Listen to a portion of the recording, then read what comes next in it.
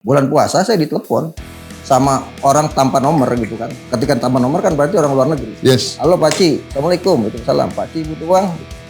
Oh butuh lah, mau lebaran. Saya bilang gitu kan. Oh, ini ada uang Pak Ci 500 juta. Ya apa yang harus saya kerjakan? Pak Ci bikin pertandingan Persiraja lawan PSM. Gitu kan. Wah bulan puasa friendly gitu, pertandingan friendly. Iya. Bulan puasa nggak ada kompetisi. Ya friendly Pak Ci. Friendly bulan puasa itu nggak ada pertandingan bola. Kita nggak ada bisa main malam. Pak Ci tak perlu gelar pertandingan, Pak Ci cukup bikin di website. Gitu kan. Persiraja kalah 1-2 dari PSM Makassar. Golnya penalti menit 90 gitu kan. Diminta itu 500 juta. Saya tuh waktu itu bikin juga lumayan nih. 500 juta kan nggak kerja apa nggak bikin. Ini saya tanya kawan-kawan, bisa nggak dibikin di website kita? Habis itu kita take down websitenya gitu. Lumayan 500 juta buat THR ya. Nggak ada pertandingan kan kita nggak mengeluarkan ongkos gitu. Nah itu kemudian parah begitu. Iya.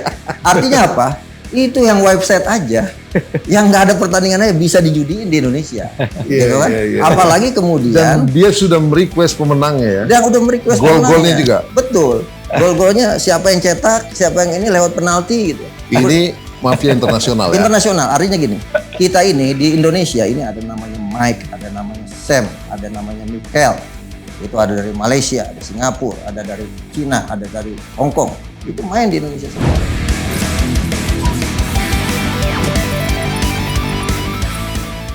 Assalamualaikum, salam sejahtera, salam kebajikan, salam prestasi. Sahabat Spotify, dalam sepak bola tidak ada yang lebih menakutkan daripada sudah mengetahui kekalahan dan kemenangan yang sudah diatur dan mengetahui juara sementara kompetisi belum selesai. Nah, topik kita pada podcast kali ini adalah tentang tugas berat Satgas Mafia Bola. Di studio sudah hadir kawan-kawan saya, sahabat-sahabat saya, Bung Akmal Marhali. Beliau ini kiainya bola, jangan macam-macam. Didoain bisa kelar kita. Kemudian ada Bung Opan Lamara, pengamat pandit football juga yang keren. Ya, omongannya juga bisa jadi pegangan. Nanti akan kita kulik dia tentang mafia bola ini. Dan yang di ujung sana, Bung Tommy Welly, bestie saya di podcast Spotify. Tuan-tuan, terima kasih sudah hadir. Akmal. Kutipan siapa itu pembuka ini? Kutipan saya sendiri lah. Saya bikin sendiri. Yang mengerikan itu semua. Itu, ya. Oke, Bung Akmal. Ya. Sebelum kita kasih pemahaman, juga ada edukasi, penjelasan kepada viewers Anda, viewers kita. Anda kan banyak penggemar nih. Tentang Satgas Bola yang terbaru. Ini jilid keberapa? Sebelumnya sudah ada Satgas. Nah yang sekarang ini seperti apa, mungkin di-describe dulu, digambarkan dulu Bung Akmal. Silakan. Kalau jilid mungkin jilid 2 ya. Bisa jadi 3 kayaknya. 3 dengan ada masa perpanjangan waktu Pak Hendro Pandowo. Siap. Jadi ada 2 yang saya tahu ketuanya sebelumnya Pak Hendro Pandowo, sekarang berdasarkan sprint Kapolri nomor 756 13 Maret 2023 itu sudah ditetapkan Pak Irjen Polisi Asep Edi Suheri sebagai Ketua Satgas Mafia Bola di pihak kepolisian dengan keanggotaan sampai 116 anggota, termasuk diantaranya Kapolda mulai dari Aceh sampai Papua. Nah ini seharusnya sudah berjalan gitu. Kemudian belajar dari pengalaman yang ada selama ini, penuntasan mafia bola kan tidak pernah selesai dan memang tidak akan selesai karena bagaimanapun kejahatan ada ketika ada kesempatan. Kesempatan itu selalu ada. Nah disitulah kemudian ada inisiasi untuk dibentuk independen dari pihak sipil. Yang akhirnya sekarang dibentuk Satgas Independen Anti Mafia Bola. Tujuannya apa gitu kan? Tujuannya yang pertama, selama ini kan masyarakat stakeholder bola itu paling takut kalau laporan sama polisi. Ya kan? Nah, walaupun polisi misalnya memberikan atau membuka hotline rumah aduan, tapi mereka biasanya pada takut karena mungkin lama dan sebagainya. Dan sekarang ada alternatif, kalau mereka mau melaporkan ada Satgas Independen Anti Mafia Bola, bahkan bisa juga kita bertugas untuk nyambut bola gitu. Nah, tugas utamanya sebenarnya hanya 2. Yang pertama adalah pencegahan. Pencegahan terhadap tindakan kejahatan sepak bola. Nah, kalau kemudian sudah ada pencegahan tapi tetap ada yang melakukan ya penindakan. Nah, karena itu untuk penindakan agar tidak terjadi tumbang tindih antara Satgas kepolisian dan Satgas yang independen ini, harus ada komunikasi bersama, dan ini yang sedang dilakukan. Kita akan bertemu dengan Pak Kapolri. Bagaimanapun tugas penyidikan dan penangkapan itu ranahnya kepolisian. Kita nggak bisa nih. Jadi saya nggak tiba-tiba bisa menangkap Opan nih, walaupun saya tahu dia misalnya terlibat dalam satu kegiatan atur mengatur juara misalnya. Tampangnya sih udah kayak mafia ya. Lanjut. Itu kan ranah polisian. Untuk kemudian masuk ke ranah hukum atau kemudian pengadilan, itu kan ranahnya kejaksaan. Jadi kita perlu ada backing penuh dari kepolisian dan kejaksaan. Sebenarnya ketika negara mau turun tangan harusnya bisa menjadi mudah gitu.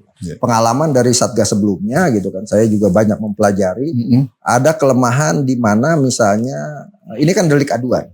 Nah, delik aduan ketika kemudian kita lengah dalam 1-2 hari, maka pelapor ataupun kemudian saksi itu bisa berubah pikirannya gitu kan. Nah, itu yang terjadi misalnya Krisnadi. Krisnadi sampai disamperin sama Pak Krisnamurti waktu itu ke rumahnya dan siap bicara semuanya, tapi tiba-tiba habis itu tidak mau bicara. Nah, selesai kemudian ketika dia dihukum dan ada yang menjanjikan untuk menjamin hidupnya tapi tidak sesuai dengan harapan, baru kemudian mau bicara lagi. Menjamin, bukan melakukan perlindungan ya dari pihak yang ini kan gini, Krisnadi kan itu ditabrakan itu kan sebenarnya skenario juga gitu. Bahaya juga itu. Nah, ini yang kemudian harus dilindungi. Jadi kita nanti akan kerjasama dengan LPSK, lembaga perlindungan saksi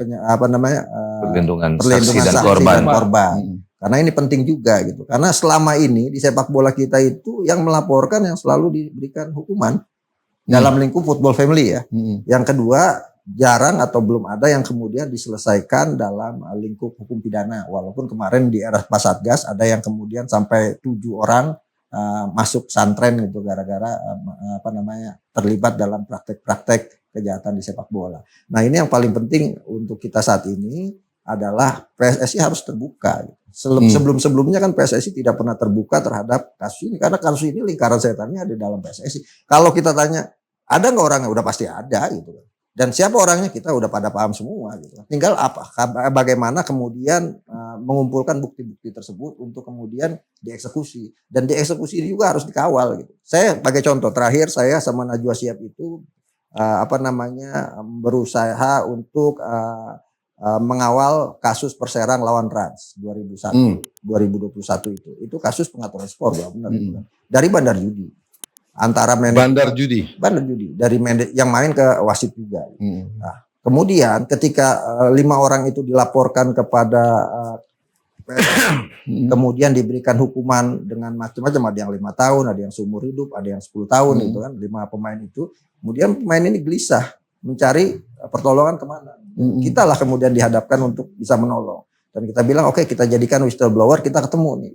Saya sampai nunggu jam 12 siang, saya nunggu kita ketemu Najwa Shihab bareng-bareng jam 12 siang. Saya tunggu di di Puri Beta dari jam 12, jam 1 saya tungguin kayak supir Grab, nungguin penumpangnya nggak datang. Saya telepon nggak diangkat-angkat, tiba-tiba kirim WhatsApp semuanya dengan wajah yang sama gitu. Mohon maaf Bang, kita nggak bisa hadir dan kita berpikir sudah ngomong sama orang tua, istri dan sebagainya.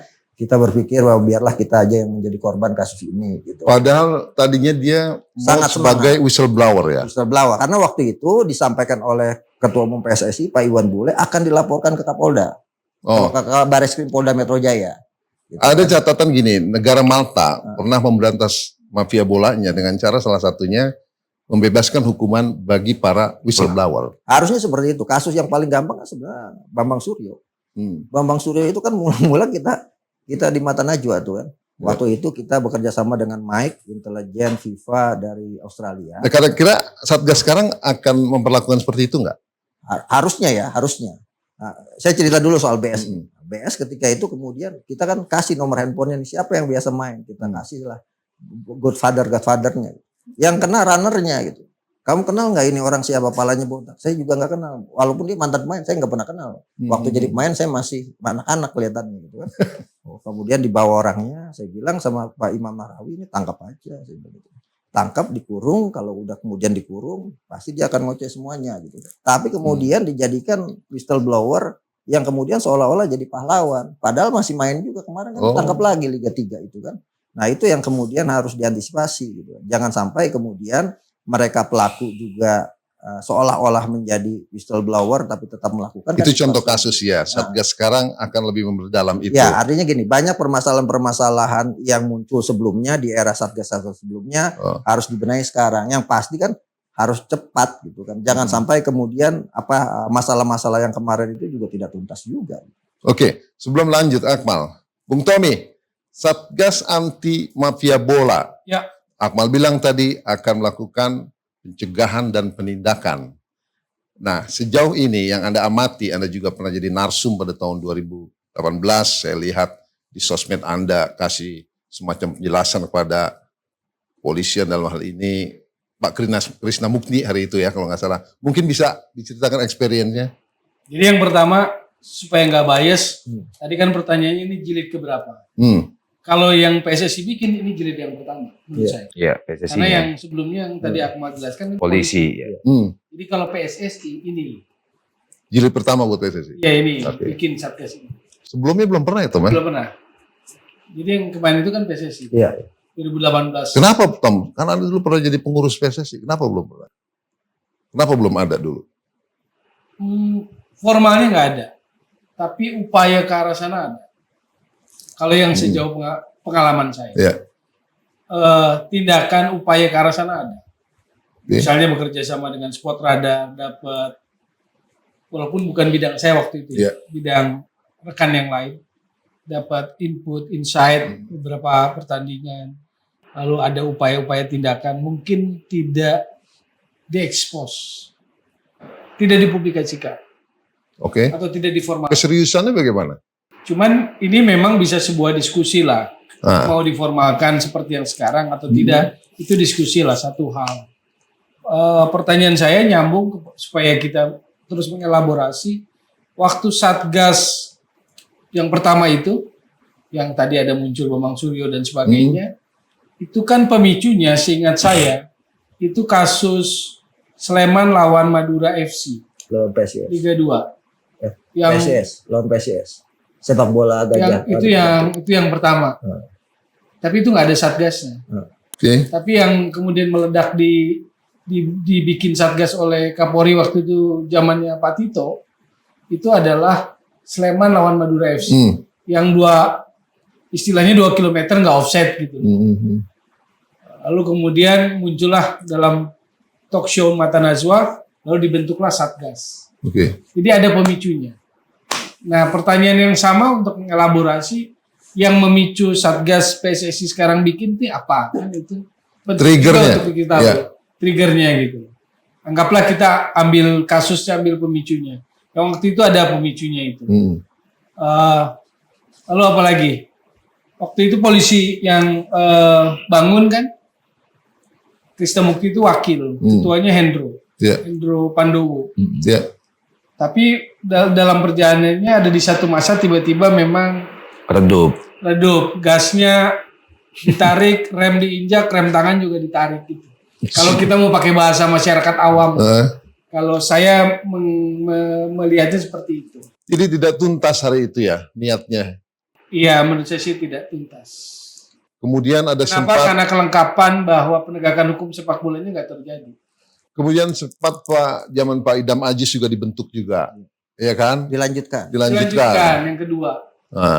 Cuma kan pengertiannya begini, itu kan hukum positif. Jadi mereka akan lakukan yang berkaitan jika terjadi pelanggaran terhadap tindak pidananya, ada tindak pidananya. Misalnya suap atau apapun gitu. Tapi dalam kaitan dengan sepak bola, penegakan hukum sepak bolanya harus terjadi juga. Dan itu yang enggak kuat. Nggak terjadi gitu. Internal PSSI ya? Iya dong. Dalam hal ini Komdis dia punya peran besar. Komdis bisa, etik bisa, atau badan itu sendiri gitu loh. Yang memberikan rekomendasi, Exco yang langsung ambil keputusan kalau kita bicara secara organisasinya ya. Oke, sebelum ke Bung Opan ya. Ya. Opan nih kata kunci juga nanti Mal. Mal, trigger sekarang apa Mal kira-kira dibentuk ini? Dengan Ketua Pak Marwar ya? Arar ya? Apa Arar? Iya Pak Arar. Problem sekarang kan lebih kepada emang belum ada yang kemudian terbukti gitu. Tapi kemudian tanda-tanda ke arah sana ada. wasit lah yang nggak benar hampir setiap pertandingan. Bahkan saya kemarin dari hari Jumat sampai hari Minggu itu terima WhatsApp dari mana-mana tuh kan, tolong diinvestigasi. Saya kemudian sampaikan itu, saya teleponin aja. Saya bilang laporkan, gitu kan. Bukan karena ocehan Bung Opan yang bilang di grup besar kita. Ya kan itu kunciannya dari Bung Opan gitu kan. Tapi kan kuncian besar itu kan. Yang kecil-kecil kan harus kita terima juga yang sedang berjalan. Jangan sampai kemudian yang berjalan dilupakan, kita ngejar yang masa lalu gitu kan. Oke. Artinya dua-duanya harus jalan, itu yang paling penting. Nah, sekarang kan tinggal gini. Kalau kemudian tinggal nanti yang jalan ini, misalnya kemarin Persija telepon saya gitu kan. Saya bilang Persija bikin laporan aja gitu. Pengaduan. Udah ke Komdis. Itu nama Satgas kan udah dibentuk Satgas, saya bilang gitu. Untuk Satgas menyelidiki. Nah, nanti kan tinggal dipanggil sama Satgasnya. Misal ada indikasi ini wasit yang bermain, kan wasitnya bisa kita panggil. Itu kan kebebasan itu diberikan. Kita bisa panggil wasitnya, kemudian mungkin ada pemain-pemain yang dalam tanda kutip terindikasi bisa kita panggil juga, walaupun belum tentu terbukti ya. Ya kan kita harus panggil dulu kan. Panggilan itu bagian dari, kalau bahasa agama, tabayun. Ada lagi kemarin Kalteng Putra ngelapor gitu. Kan kita terima aja dulu, walaupun kita sudah punya gambaran nih gitu kan. Siapa-siapa aja yang nakal gitu kan. Nah, itu gambaran ini pastinya kan nggak mungkin kita ungkap sekarang, nanti pada ngilangin barang bukti gitu kan. Iya, poinnya banyak remah-remah kasusnya dan itu sebenarnya serius. Nah, tapi yang saya tangkap. Nah, yang paling penting gini, adalah ini kan selama ini kenapa kemudian mafia bola ini bisa bergerak bebas di Indonesia? Karena mereka terorganisir. Oke, sebelum situ Mal, ada 3 poin besar yang akan ditelisik, akan diusut oleh Satgas Mafia Bola terbaru ini. Itu dari mulai kasus KLB, kalau nggak salah, manipulasi suara. Ya kalau ini kan belum ada laporan. Saya tuh bahkan nanya, nggak benar nggak itu? Kan kita kan kalau KLB kan ini kan kasus delik aduan misalnya. Saya misalnya tidak dalam posisi ada di KLB, kalau misalnya Opan Lamara yang ada di dalam melaporkan dengan bukti-bukti yang ada, bukan mustahil dieksekusi karena itu kan amanat yang harus diselesaikan. Apakah ini kaitannya dengan mafia bola ataukah kaitannya dengan hukum di luar itu, misalnya suap menyuap dan sebagainya, itu kan harus dikaji.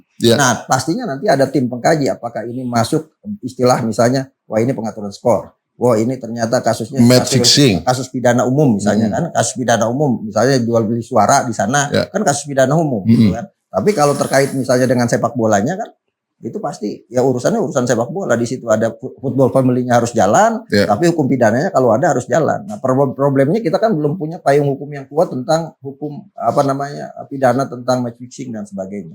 Ini problem juga. Ini harus jadi perhatian pemerintah. Karena match fixing itu tidak cuma terjadi di sepak bola, di basket, di voli, terjadi. Semua ada.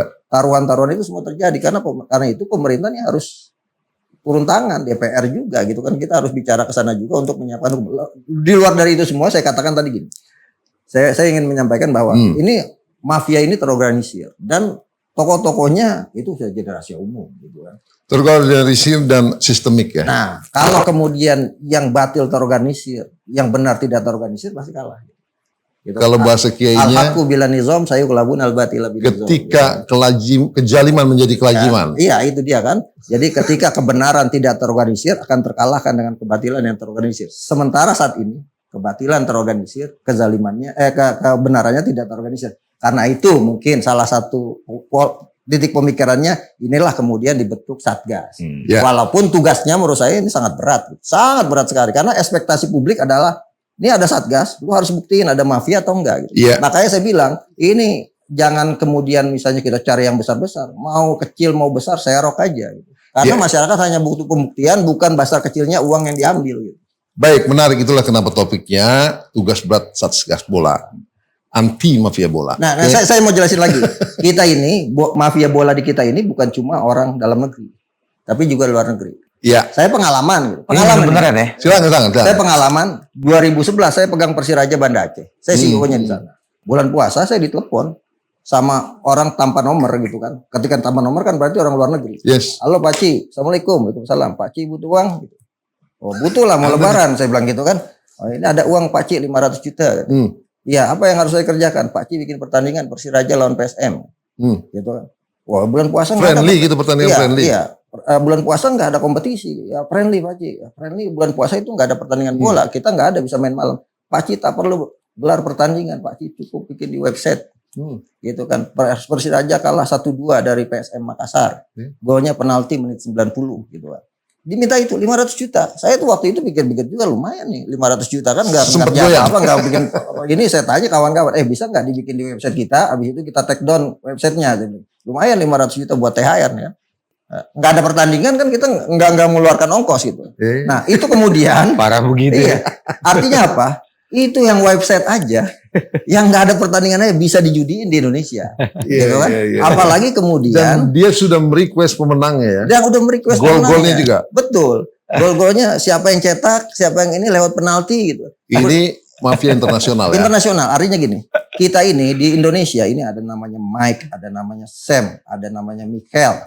Itu ada dari Malaysia, ada Singapura, ada dari Cina, ada dari Hong Kong. Itu main di Indonesia semua. Pertanyaannya adalah nggak mungkin mereka masuk kalau nggak ada yang bukain pintu. Nah, ya kan? Tidak mungkin mereka masuk kalau tak ada yang bukain pintu. Siapakah dia yang membukakan pintu? Kita tanya Bung Opan. Bung Opan sebagai pengamat sepak bola, Anda juga di lapangan, nggak cuma di studio, nggak cuma baca-baca, Anda juga pernah bersinggungan dengan klub. Coba Anda cerita. Dan Anda kemarin bilang bahwa Anda pernah menghadiri 2 pertemuan dalam mengatur juara liga. Ngeri kali. Coba jelaskan. Negosiasi. Gue kalau nggak bikin heboh kayak gitu, lu nggak ngundang gue kesini, Cuk. Pokoknya yang berat-berat itu adalah Bung Opan. Bukan Bung Opan. Walaupun di awal lu ngundang gue. Oke. Jadi saya entah apa harus merasa beruntung atau merasa sial karena saya beberapa kali berada di tempat yang salah atau tempat yang benar, kemudian secara tidak sengaja dan melihat dan menyaksikan hal-hal yang memang luar biasa dalam sepak bola kita. Yang pertama, contoh misalnya, termasuk waktu di diskusi terbatas kemarin bareng Pak Erick Thohir, saya diundang sama Bung Akmal ini.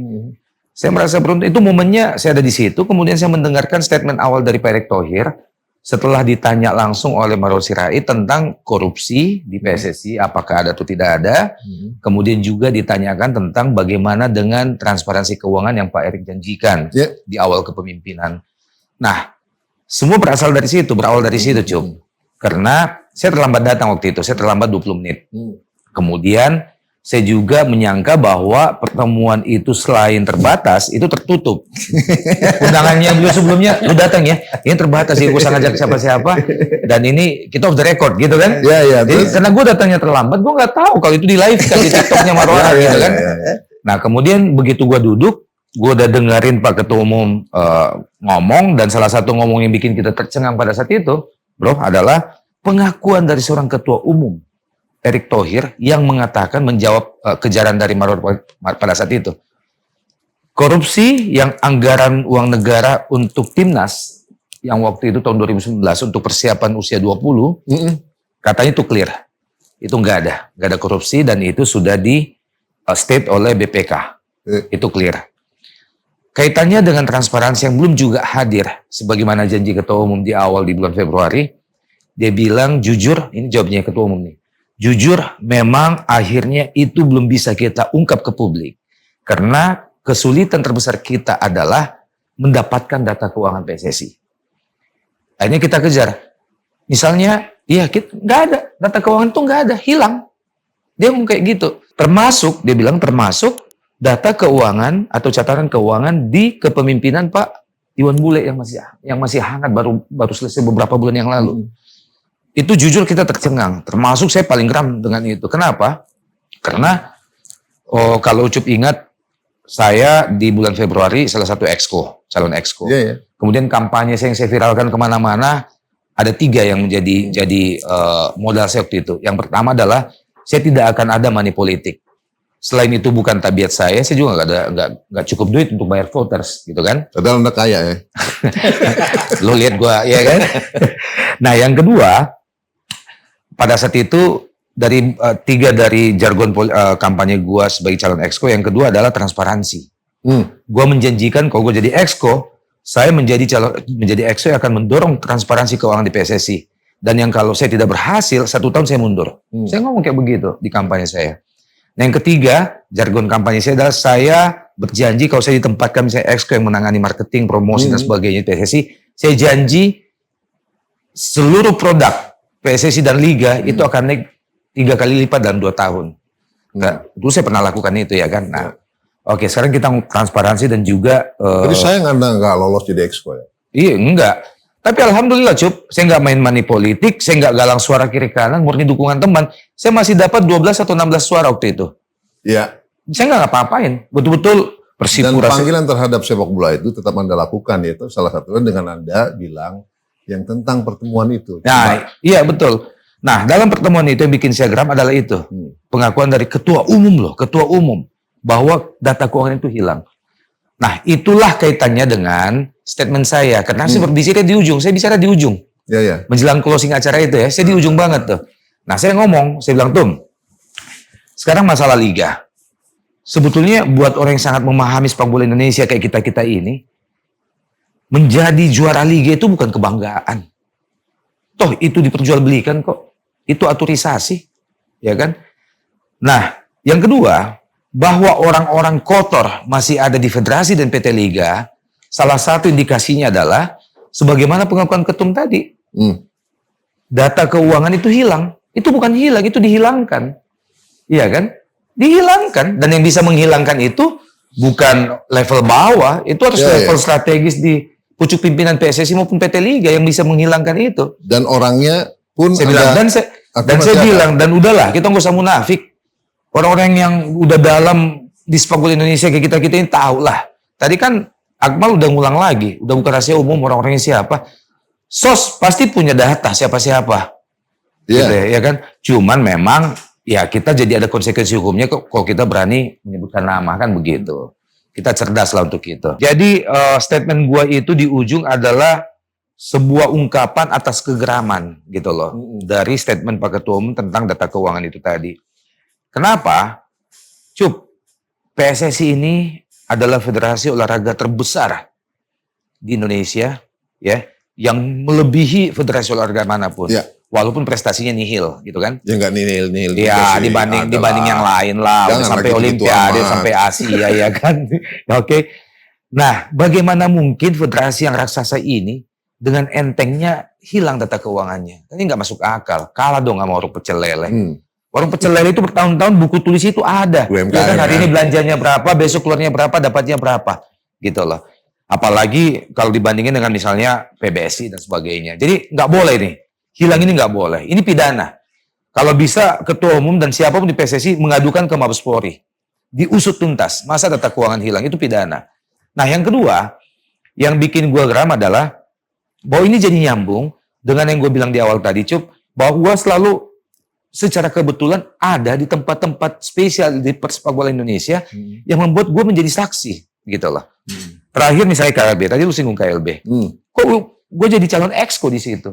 Di antara kita berempat nih, mungkin gue satu-satunya yang hadir dalam arena KLB pada saat itu. Komi hadir, Oel hadir, Akmal juga kayaknya. Tapi pada saat sudah pemilihan, iya di ruangan itu pemilihan semua media keluar.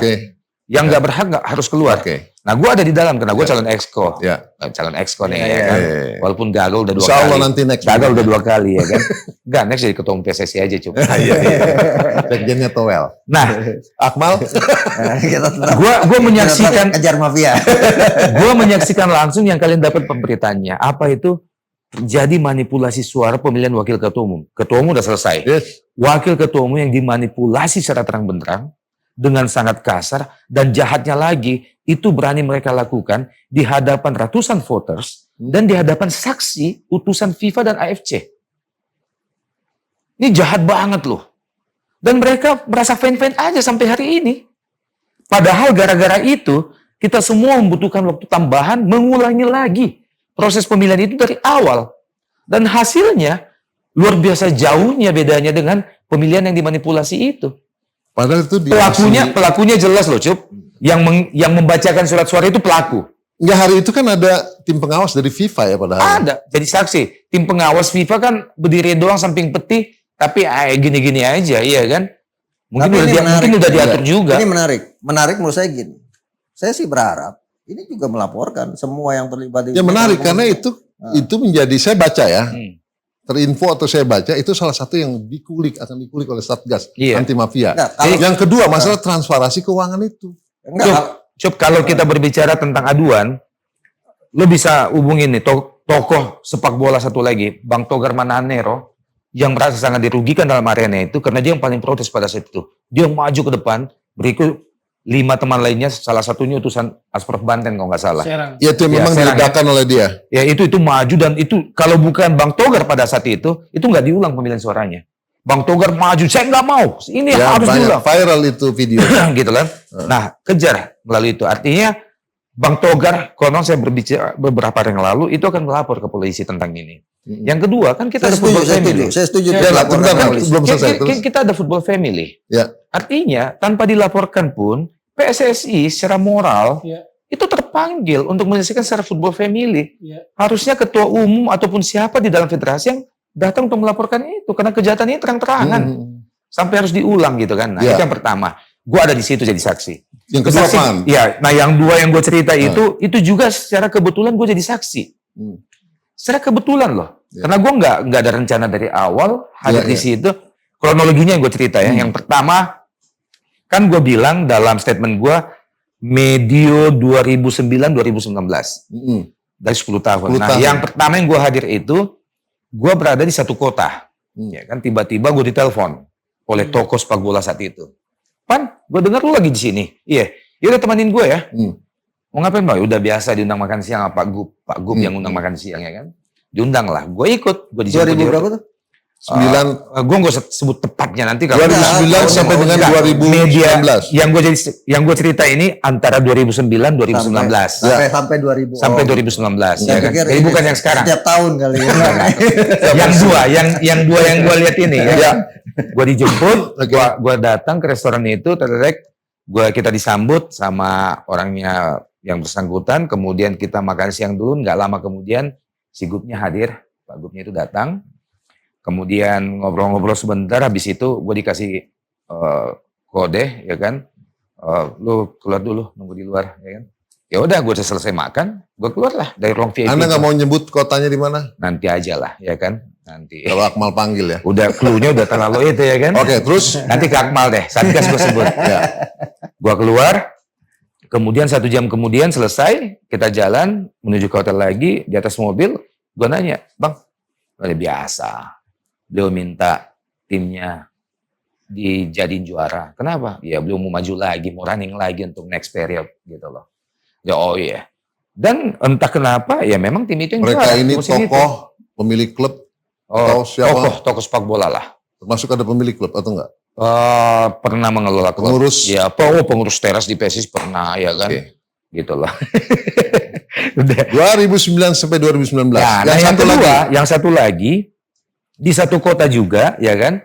Di hotel yang di satu hotel, gua sama sahabat lagi ngopi-ngopi di restoran hotel itu, ya kan? Kayak gini nih, ngopi-ngopi malam, tiba-tiba muncul tuh sosok satu-satu, toko-toko pemilik klub muncul, pengurus teras muncul, yang teras banget muncul, teras depan juga muncul, ya kan? Gak lama kemudian, beberapa menit kemudian, gue di WA sama sahabat saya yang kita ngopi-ngopi berdua tadinya nih. Bro, bisa keluar dulu sebentar. Oh, suruh keluar lagi? Iya dong, gue disuruh keluar lagi ya kan. Oke. Ya udah siap, gue keluar. Setelah mereka ngobrol, gue di lobi hotel dong, nongkrong. Tiba-tiba sahabat yang tadi ikut itu keluar, ya kan. Yang, sorry, nyuruh lu keluar tadi. Ini sahabat yang sama dengan pertemuan yang sebelumnya? Beda. Sahabat banyak soalnya. Beda, sahabat ya kan. Terus gue duduk di lobi, dia datang, sorry. Tadi mesti nyuruh lu keluar. Ya, ada apa tuh? Biasa. Si ini pemilik klub itu lobbying minta supaya klubnya dia yang juara musim ini. Gitu ya kan. Dan ternyata memang musim itu dua-dua yang gua hadir itu, dua-dua klubnya itu juara. Itu bisa tebak udah. Nah, ya kan? Mal, sebelum ente, coba. Dari tadi udah gatal lidahnya. Silakan, Well. Yang mana dulu ya? Yang opan. Tebak-tebakan aja dulu tuh. Ya bahwa gua closing dulu yang tadi biar komplit. Bahwa gua melihat langsung mereka nego angka-angkanya dan bagaimana waktu itu kan gua udah cerita tadi. Yeah. gue disuruh keluar ruang, jadi gue nggak lihat langsung itu. Tapi Anda tahu Gua nggak tempatnya lihat di mana, langsung. Iya, orangnya siapa aja. Cuman pada saat gue udah keluar dan setelah mereka itu gue disampaikan sama sahabat dan toko itu, ya biasa tadi minta ini, gitu loh, ya kan? Oke, Gitu. well. Yang pertama sebetulnya ingin supaya kasih insight lah soal tadi laporan keuangan. Jadi PSSI itu nggak ada bendahara. Dalam statuta PSSI disebutkan pengelola keuangan PSSI siapa? Sekjen. Nah, Jadi Statuta menyebutkan seperti itu ya? Ya tadi saya kaget kalau sampai dibilang bahwa nggak ada laporan keuangan atau laporan keuangan dihilangkan. ketua umum pakai kata hilang. Pakai kalimat eksplisit begitu ya. Iya. Nah, itu mengagetkan karena waktu audit itu dipakai lalu kemudian dipublish ke publik bahwa bla bla bla bla di era segini sebetulnya kan tanpa ribut-ribut itu pun secara organisasi kalau kita based on statuta pengelola keuangan PSSI itu adalah sekjen. Dia dibantu oleh direktur keuangan. Kan direktur-direktur itu under sekjen. Iya. Kalau di PSSI itu nggak ada bendahara. Iya, operasional lah ya. Jadi hanya tinggal ditanya kepada sekjennya aja. Gitu. Kalau secara organisasi nih, kita bicara football family, kita bicara Dan organisasi. sekjennya masih sekjen yang sama ya? Lah iya. Kalau Siapa, itu yang Tom? tadi periode yang disebut, Iya dong. Diskusi lah. Gue biar dia yang jawab. itu satu kan. Lalu kemudian Opan kan bicara yang lain, bicara tentang transaksi match fixing. Gitu. Nah match fixing itu dua hal. Tadi kan yang Akmal cerita soal bandar judi yang internasional. Memang dalam diskursus soal match fixing itu ada dua motif. Berulang-ulang saya bilang, dua motif terjadinya match fixing. Ada yang based on ini betting industry. Ya. Judi. Tadi main lah, cari duit lah. Taruhan. Ada yang based on kepentingannya sporting merit. Nah. Yang seperti Opan cerita. Kepentingan juara, kepentingan promosi, kepentingan menghindari degradasi. Nah itu juga. Kepentingan belum menggaji pemain. Ya. Ya kan? Iya. Itu nanti bagian Finansial kan itu. peluang Sporting merit kan? Iya. Peluang yang dari luar butuh duit enggak? Karena di berita diumumkan belum gajian gitu. Itu kan sama kayak buka pintu.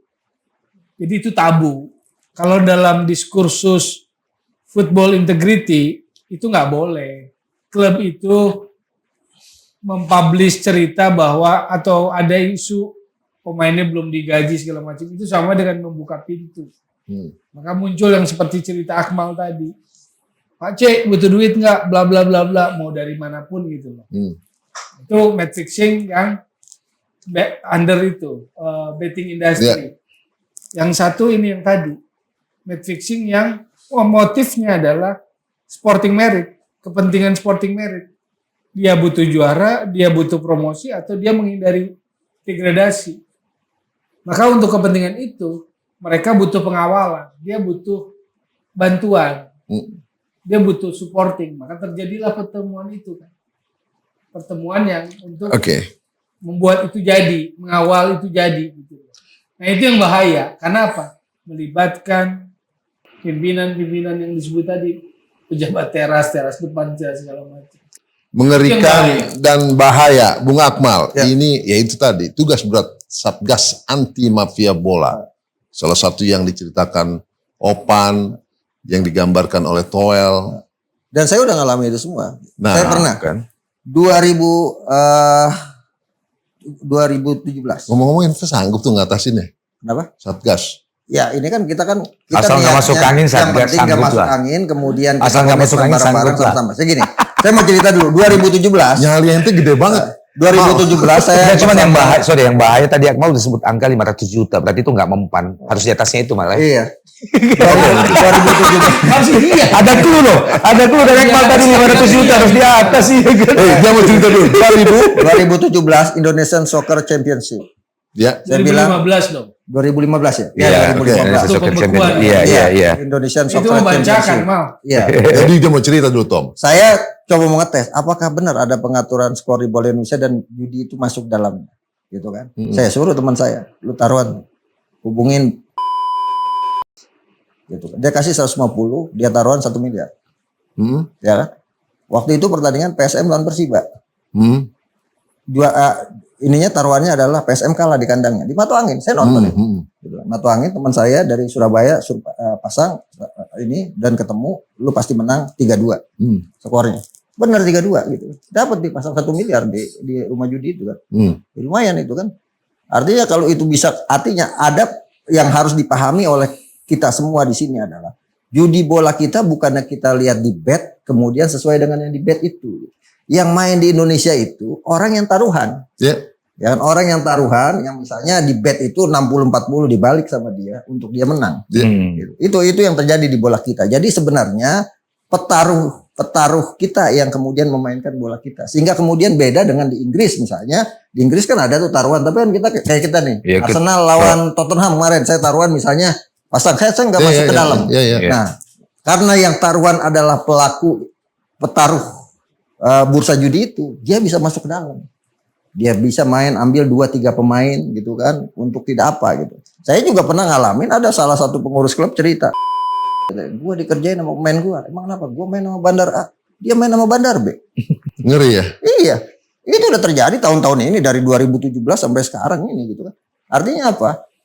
Mainnya juga ada pemainnya juga. Sekarang gini, paling gampang sekarang. Itu ada kan klub-klub itu pemain asing misalnya. Atau ada pemain lokal atau asing yang dikuasai oleh agen tertentu. Dia bisa atur itu kan.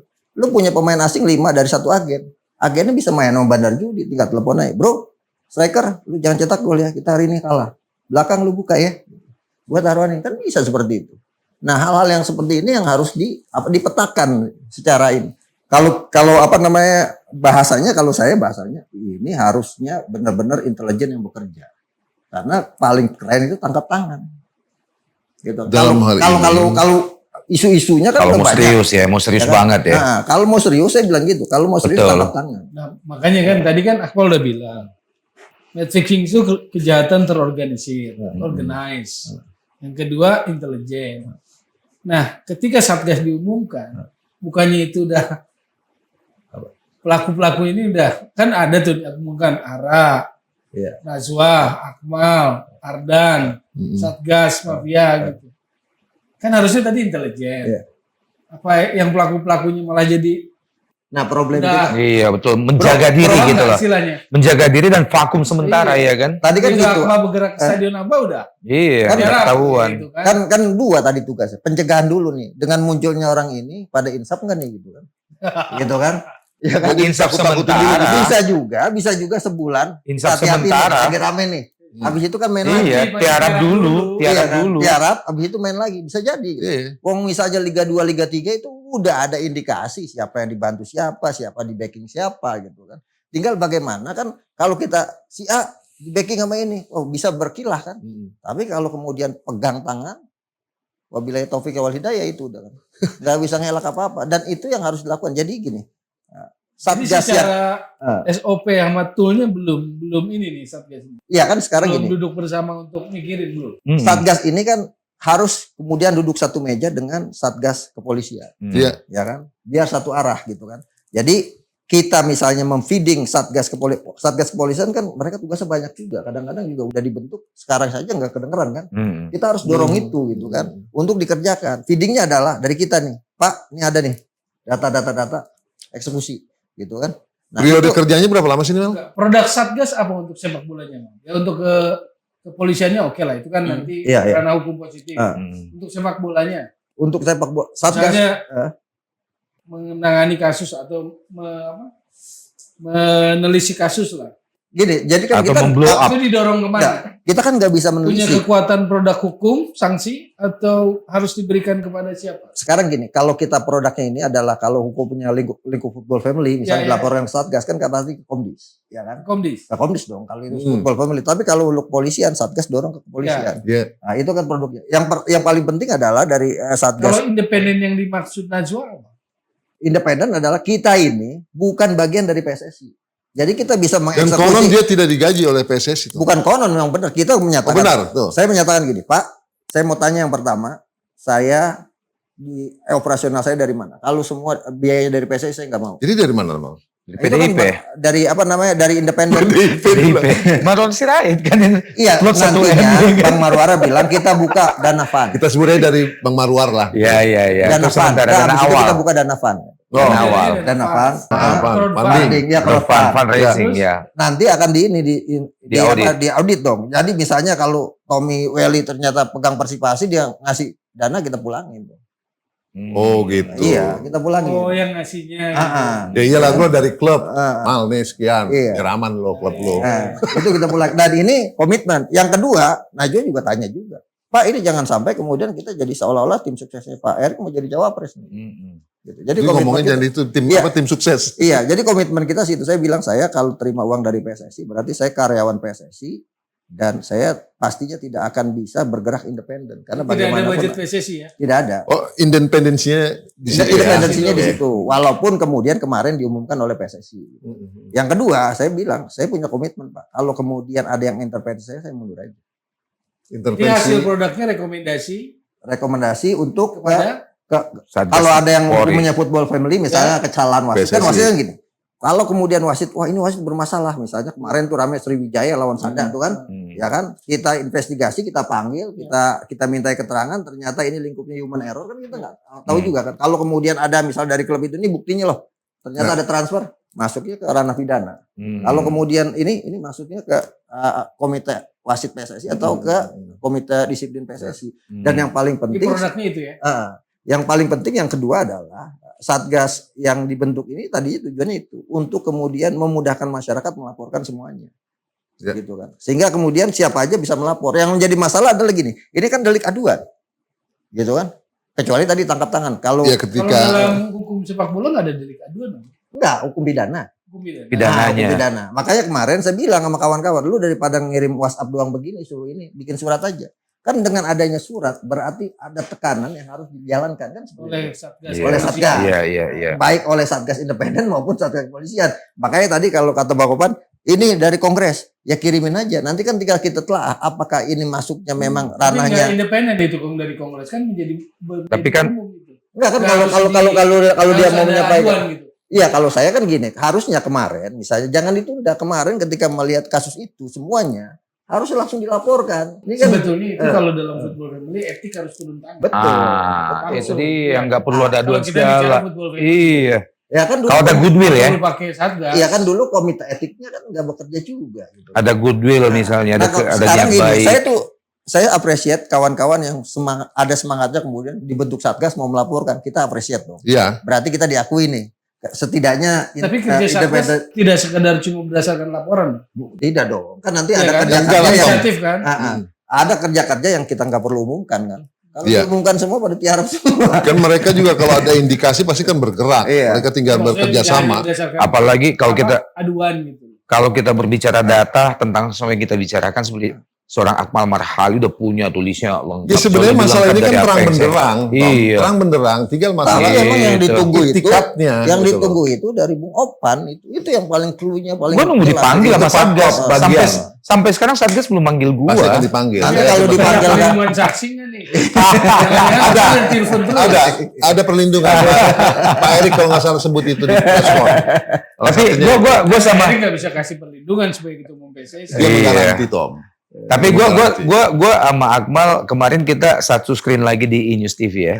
Gua bilang tunjukin dulu itikat baik dari Satgas ini terhadap 3 kasus yang sudah terjadi dan terang benderang gitu loh. Yang pertama kejahatan terhadap berdemokrasi di PSSI KLB itu. Manipulasi suara di Itu kan KLB. kejahatan. Nah ini Baik football family-nya maupun pidananya. Yang Yang kedua, kedua adalah transparansi. bukan, yang kedua Wah. adalah penarikan upeti dari para calon wasit. Wasit. Itu kan juga terang benderang. dan itu udah masuk. Ada kan. pelakunya, masuk itu. udah masuk. Itu Ya, tapi masuk sampai itu sekarang bagaimana setelah sekian bulan gitu loh. Ini juga, nah Satgas ini kan bukan hanya membawa kasus Ya, yang baru, ketiga tuh, tapi memfollow up juga kan. Kalau saya Nah, kemarin yang ketiga, LB, audit keuangan. nah yang Jadi, ketiga hilangnya data keuangan itu. kalau Red saya fixing ada di mana?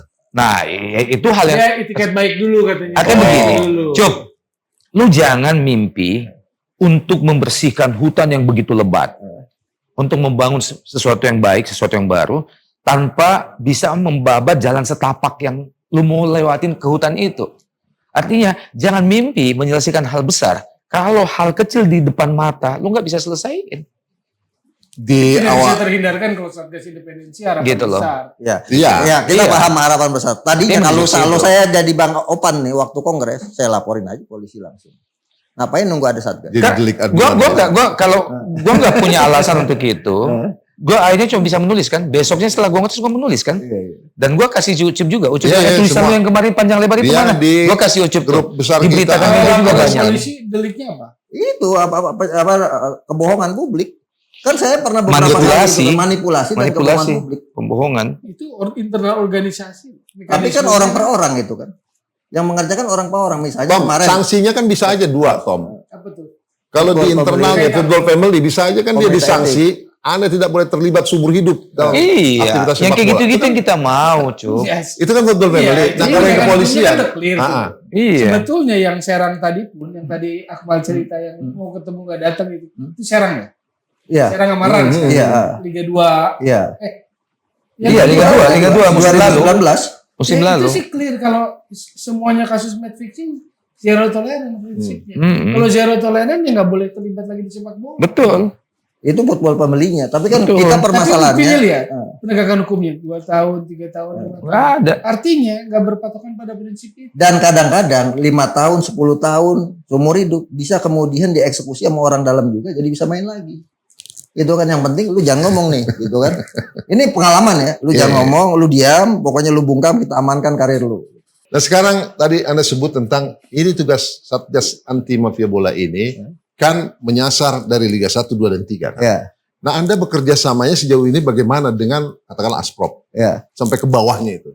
Karena banyak temuan itu yang namanya pengaturan skor, pertandingan itu di Liga 3 dan 2. Iya. Kayaknya ramenya di situ deh. Pasti. Yang duitnya sebenarnya nggak gede-gede amat. Iya, nggak gede, paling 15 juta dulu Persi Banjar-Banjar Negara kan segitu, 15 Nah, juta doang. Bagaimana Anda melihat? Sebenarnya kerjasamanya bukan nama Askot. Wah, Askot, Asprop, Askap, semuanya kan banyak pemainnya juga di sana. Kerjasamanya harus sama dengan polisi. Dong. Nah itu kan berat banget Mal. Nah, sekarang gini, Sanggup ente? saya tuh yakin yakinnya kalau polisinya mau. Saya ini pengalaman waktu zaman Pak Tito gitu. Pak Tito bilang, siapa yang bisa ungkap ada ini kesempatan naik karir.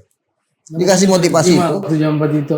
Hah? Iya, kan mati suri itu. Iya, awal-awalan gitu kan. Diserok semua kan. Artinya kan ada Nggak, yang kena gitu kan. Waktu itu berhentinya kan kurang lebih setelah Pak Iwan Bule jadi ketua PSSI Belum, akhirnya itu enggak, berhenti kan. enggak. Proses naik. Iya, proses naik. Proses naik. Proses menuju. Iya, nah itu kan. Berhenti. Nah sekarang ini kan gini. Sekarang gimana supaya nggak berhenti? Itu kan yang penting. Iya. Iya. Artinya kita harus terus tuh kritik terus tuh. Makanya kawan-kawan Bung Towel, Opan atau kawan-kawan Dan kawan yang lainnya gitu harus terus kritik terus. Jadi suaranya ada, jangan sampai mendem. Dan konsisten Iya, ya, kan? istiqomah. Waktu mengawal. Kalau mendem pasti orang nggak semuanya. Selesai aja gitu. Belum dijawab Mal. Di periode Satgas ini sampai kapan? Nggak tahu juga. Karena nggak disampaikan batasan juga dan kita Kan apa? ad hoc, Mang. Iya. Dan Ad hoc ada batasan. kemarin disampaikan 6 bulan sampai 1 tahun. Gitu kan. 6 bulan sampai 1 tahun. Menurut saya 6 bulan mah Yang enak terlalu sih cepat. sampai kepengurusan ini sekarang. Cup yang kita belum pernah dengar dari Akmal dari tadi mewakili Satgas, mungkin ini jadi pertanyaan dari publik juga. Kira-kira cara kerjanya Satgas itu gambaran dasarnya itu bagaimana sehingga harapan publik itu ada di Satgas kali ini untuk bisa mengungkap ini gitu loh. Nah, kalau kemudian Apa resepnya? Sebut aja salah satu resepnya. sebenarnya Apa yang akan jadi dilakukan terbalik nih, Satgas? yang mau ditanyain ini terus kok Yang akan dibalik ke saya. dilakukan Pintar Satgas. ya. Jadi gini, kalaupun kita Makanya saya ceritakan bilang, ya. dalam Iya. forum ini Iya. akan menjadi nggak rahasia lagi. Ya kurang lebih lah. Iya. Yang Gambaran. pasti itu kita terima pengaduan, kita jalan. Oh. Bagaimana secara kerjanya kan nggak mungkin dijelasin. Kalau Enggak. dijelasin nanti misalnya Kabur penjahat itu. iya gitu kan sama aja sama kemarin eranya Pak Iwan Bule gitu di lapangan ada tulisan Satgas Mafia Bola gitu kan. Yang gua maksud itu Ada ancam-ancam yang ngumpet mereka. gua maksud itu optimismenya yang Harus berbeda optimis dong. untuk bisa menekankan menjawab publik misalnya. Oh Saya tuh kami optimis, begini, kalau kami Bang- begini gitu. Kalau Bang Opan optimis dengan apa yang dia punya datanya, saya optimis. Pan, kasih Oke. closing statement. Oke, kalau menurut gua sih problem paling pelik mafioso sepak bola Indonesia itu tidak bisa hilang karena didukung oleh 3 pembayan satu atmosfer. Yang pertama adalah ada pembiaran. Pembiaran misalnya oleh ketua umum. Siapapun, mau ketua umum yang kemarin-kemarin sampai hari ini. Ya pembiaran itu Pak Erik Kalau- bisa dibilang pembiaran dong. Bahkan dia nggak pakai gue yakin Pak Erik saja. Pak Erik itu Kan belum pasti udah setahun punya. dia. Pak Erik pasti udah punya data yang akurat tentang Karena khawatir siapa. dia melakukan pembiaran pada akhirnya gitu. Ya artinya begini, pembiaran. Jangankan terindikasi menjadi omongan publik saja bahwa si A ini tidak benar selama mengelola sepak bola Indonesia, udah pantang untuk diberi posisi lagi. Tapi kan tetap diberi misalnya. Itu kan pembiaran. Artinya ada yang menyandera. Begitu. Sandera. Entahlah, tapi memang dibutuhkan komitmen yang, ya kan, itu yang pertama. Yang kedua, atmosfer yang kedua atau iklim yang kedua adalah si pelaku-pelaku ini, bahkan yang pelaku pada top level, sebutlah sutradaranya, itu merasa fine-fine aja. Bahwa memang dia merasa, oh saya sudah mengontrol semuanya. Dan tidak ada yang mengganggu saya, gitu lah. Sehebat itu ya. Emang fine-fine. Kemarin pada nelpon-nelponin. Itu kan nggak main benar deg-degan. Iya, Ya, untuk pasang kuda tapi pas hanya lagi hangat, ya sebatas itu doang gangguannya ya kan. Nah yang ketiga, adanya permisif atau pembiaran oleh orang-orang seperti kita nih. Ya, Kita gitu. ya udahlah. Nanti daripada piring gua keganggu, langkah-langkah gua ini, teman gua hilang, ya kan. Jadi ada permisif dari kita. Makanya makin konkret. Kita Tom dibilang. Iya dong. Akmal satu. Iya dong. Kita. Artinya kalau kita melakukan, artinya contohnya begitu. Artinya kalau kita saja sudah sangat gerah dengan ini, masih permisif juga, ya udah. Sepak bola Indonesia udah kayak begini aja terus. Gitu. Jadi tiga iklim itu tadi yang sangat mendukung keberadaan para Tapi Anda tetap sutradara itu. masih mau terus berjuang kan Bung Opan? Oh iya dong, salah satunya itu. Gini Cup, banyak yang kemarin sempat ada juga yang WA gua, lu kena nggak dapat bagian, nggak dapat posisi, banyak kayak gitu. Bahkan teman-teman main bola gua, ntar lu juga kalau ditawarin masuk PSSI lagi dikasih yang empuk, pasti diam. Terus jawaban Anda apa? Gue track record gue membuktikan bos. Dulu gua gabung di PT Liga, Badan Liga kemudian jadi PT Liga. Proses gua keluar dari situ kalian tahu nggak? Lupa Yang bikin gua gerah, oke. Gua waktu itu masih nyiar di Antv. Dan nyiarnya langsung di stadion. Ucup bos gue waktu itu. Ngasih gue job Ucup. Kemudian di saat yang bersamaan, sebagai marketing dan promosi di Badan Liga pada saat itu, gue bertugas untuk mengawasi implementasi sponsor di lapangan. Jadi pada saat gue berangkat ke Stadion Siliwangi misalnya, ditugaskan oleh Antv, gue dapat bayaran tuh dari Antv. Kemudian uang jalan gue dari Badan Liga juga ada, karena gue bekerja sekaligus. Lu tahu di internalnya Badan Liga pada saat itu menjadi ngomongan, ngapain Opan dikasih lagi, ini kan udah dapat dari Antv, rezeki gua dong, dari Antv profesional gua dibayar, gua jalan ditugaskan oleh Badan Liga, gua juga dapat uang jalan dari Badan Liga, itu diprotes. Nah, yang bikin gua marah dan keluar adalah apa? Teman-teman di Badan Liga pada saat itu yang ngomong, itu yang gua lihat, bahkan ada salah satu yang gua selalu sebut, yang sampai bikin foundation sekarang, ya kan, itu gua lihat, masih pakai fax kan, penugasan wasit oleh Badan Liga itu pakai fax. Kemudian pada nunggu tuh di mesin fax. Sempat dia ninggalin mesin fax, entah ke toilet kemana, gua ada di situ. Ini gue selalu dapat momentum yang pas. Gue di situ kemudian masuklah fax, bukti transfer. Jadi wasit yang mau ditugasin itu, mentransfer 500.000 ke rekeningnya teman-teman di Badan Liga itu. Lu tahu? Ya. Dan dimanipulasi. Caranya manipulasi begini. Dia nelfon dulu, Mas. Gua usulin ya ke atas, lu wasitnya ini ya. Padahal sebetulnya itu sudah turun dari atas tuh. Si A, wasit A, ini. Itu dia baca. Juga masih ada kayak gitu. Iya kayak gitu. Jadi dia seakan-akan berjasa, gitu ya. Kemudian yang menjadi hak gua itu jadi pergunjingan yang gua cerita itu tadi. Marah dong gua. Kejadian-kejadian seperti itu sebenarnya bukan cerita. Iya. Ya kan? Ini fakta. Statement closing dari Toel. Ya tentu kita ingin sepak bola yang bersih. Integritas ditegakkan. Tapi buat itu bukan hal yang mudah. Opan mengalami mungkin bagiannya, saya mengalami bagiannya juga. Itulah betapa dahsyatnya sulitnya melawan yang terorganize. Waktu itu kan yang dibentuk oleh Kapolri pada zaman itu adalah Pak Tito. Entah bagaimana rupanya saya tiba-tiba dihubungi oleh seorang Jenderal Purnawirawan lah. Pengen ngobrol soal bola. Sebetulnya saya udah nggak lagi asik-asiknya tuh nganter anakku basket. Jadi nanti aja ya Pak, minggu depan belagunya tuh. Tidak menganggap itu urgent. Nah, ini baru minggu depan ketemu. Bla bla bla bla ngomong, terus disampaikan bahwa ya udah saya mau tenteng kamu ketemu wakil Satgas waktu itu. Ketemu di Mabes katanya. Saya bilang saya harus bareng sama Bapak, saya malas masuk Mabes kalau harus permisi dulu. Ya katanya. Jadi masuk bareng dia. Ketemulah wakil Satgas waktu itu. Saya tanya waktu itu, ini maksudnya apa? Apakah akan serius? Kalau saya dijanjiin pangkat, ya saya akan hadapi siapapun di depan, katanya begitu. Jadi saya masuk, oh gitu. Terus apa yang diinginkan dari saya? Pengetahuan sepak bola, katanya. Organisasi sepak bola itu seperti apa? Struktur sepak bola seperti apa? Organisasi federasi seperti apa? Tapi seketika saya di situ pun udah tak pada tahu orang bola. Akibatnya apa? Blocking time terjadi. Bapak juga tahu. Itu salah satunya lah. Orang ini. Ya nggak apa-apa itu sudah terjadi. Artinya dalam konteks integritas sepak bola saya sudah bayar harganya. Tuan Yusuf. Saya sudah bayar. Semoga tantangan-tantangan baru yang sedang dihadapi Akmal bisa dihadapi juga. Amin. Dan Anda optimis ya? Enggak sih, nggak bilang optimis. Tapi minimal ada harapan lah. Jadi saya juga sebenarnya kalau bicara optimisme, kayaknya diberantas sama sekali nggak sulit. Karena begitu besar, sistemik, jadi diminimalisir aja Tom. Sekarang closing statement dari Bung Akmal sebagai tamu kehormatan kita. Ya ini momentum menurut saya. Dan sepak bola itu selalu mengedepankan momentum. Jadi momentum ini jangan disia-siakan menurut saya gitu kan. Jadi saya berharap kepada semua kawan-kawan, semua stakeholder bola, ini momentum kita buat bersih-bersih gitu kan. Bisa bersih atau tidak kan tergantung kita juga semua, niat kita. Tapi saya yakinnya kalau kita semua kompak dan mau bersih-bersih, tidak main playing victim misalnya. Insya Allah setidaknya langkah-langkah untuk perbaikan akan ada. Meskipun tadi disampaikan bukan langkah mudah. Saya juga udah berpikir 1000 kali.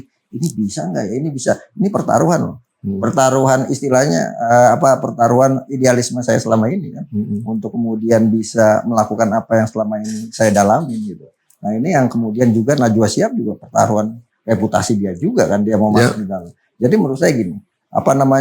Momentum yang ada saat ini harus kita maksimalkan dan semua harus ikut terlibat gitu kan. Jadi kita tidak eksklusif seolah-olah kita aja, kawan-kawan semua nanti kalau kita udah punya kantor, udah punya kantor ya kita kumpul semua, kita petakan masalah, kalau bisa kita eksekusi secepat-cepatnya agar bersih-bersihnya cepat, prestasinya juga bisa kita dapatkan dengan cepat. Jadi jangan takut.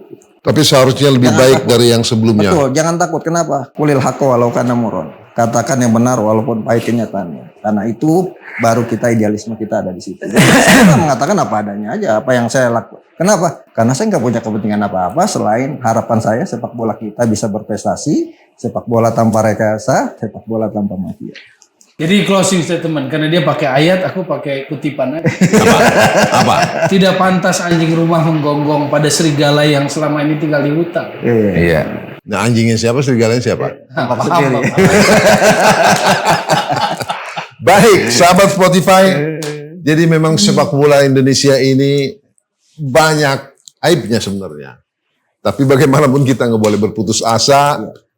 Yang aib harus kita hilangkan. Jangan sampai adanya Satgas ini cuma oper sana oper sini, passing sana passing sini. Etalase doang, memaniskan panggung. Ada, tapi golnya nggak ada. Nggak ada, image doang. Sepak bola Indonesia harus maju, berkembang, berprestasi. Nggak cuma Asia tapi juga dunia.